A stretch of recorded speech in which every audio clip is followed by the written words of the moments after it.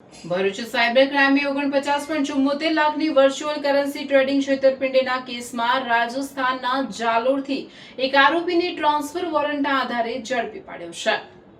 Cyber ગુનાઓમાં હવે માત્ર ઠગ જ નહીં પરંતુ કમિશનની લાલચે પોતાના બેંક એકાઉન્ટ સાયબર ગેંગને ભાડા પર આપનાર લોકો પણ કાયદાના સગંજામાં આવી રહ્યા છે। આવા જ કિસ્સામાં ટેલિગ્રામ એકાઉન્ટ ધરાવતા શખ્સોએ પોતાની ઓળખ છુપાવી ફરિયાદીને વિપ્રો ટ્રેડિંગ એન્ડ પ્રોફિટ લિમિટેડમાં મર્ચન્ટ એકાઉન્ટ ખોલાવી રોકાણ કરવા મજબૂર કર્યા હતા। આરોપીઓએ વિશ્વાસમાં લઈને અલગ અલગ બેંક ખાતાઓમાં કુલ 49,89,135 રૂપિયા જમા કરાવ્યા હતા, જેમાંથી માત્ર 14,660 રૂપિયા પરત આપી બાકીની રકમની છેતરપિંડી આચરી હતી। આ મામલે ભરૂચ સાયબર ક્રાઇમ પોલીસ સ્ટેશનમાં વિવિધ કલમો હેઠળ ગુનો દાખલ કરવામાં આવ્યો હતો।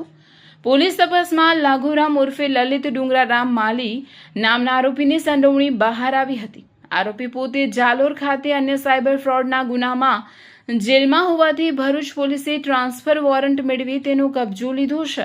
પૂછપરછમાં સામે આવ્યું કે આરોપી કમિશનના લોભમાં પોતાના બેંક ખાતાઓ સાયબર ઠગોને ભાડે આપતો હતો, જેનો ઉપયોગ દેશભરના નાગરિકો પાસેથી છેતરપિંડીના નાણાં મેળવવા માટે થતો હતો।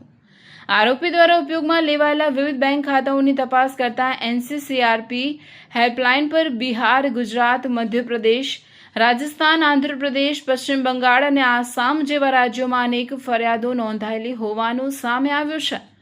આરોપીના ખાતાઓમાં કુલ 84,68,181 રૂપિયાના વ્યવહારો થયા હોવાનું જણાઈ આવ્યું છે, જે સાયબર સુરક્ષા માટે ગંભીર બાબત છે।